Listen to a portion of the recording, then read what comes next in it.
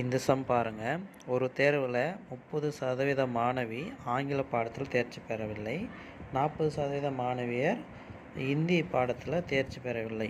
2 பாடத்திலும் தேர்ச்சி பெறாதவர்கள் 20% எனில் 2 பாடத்திலும் தேர்ச்சி பெறாத மாணவியரின் எண்ணிக்கை அப்படின்னு சதவீதம் கேட்டிருக்காங்க. ஸோ இது பார்த்தீங்கன்னா P of A சேர்ப்பு B equal to P of A plus P of B minus P of A வெட்டு B. ஸோ இந்த மாதிரி நம்ம கேள்விப்பட்டிருப்போம். இப்போ நம்ம இதுதான் கேட்குறாங்க. P of A சேர்ப்பு B தான் கேட்குறாங்க. ஸோ P of A வந்து 30, P of B வந்து பார்த்திங்கன்னா 40. ஸோ P of A ரெண்டுத்துலையும் தேர்ச்சி பெறாதவர்கள் வந்து 20%. ஸோ இது வந்து பார்த்திங்கன்னா 70 மைனஸ் 20. ஸோ 50 தான் ஆன்சர். சரிங்களா? So answer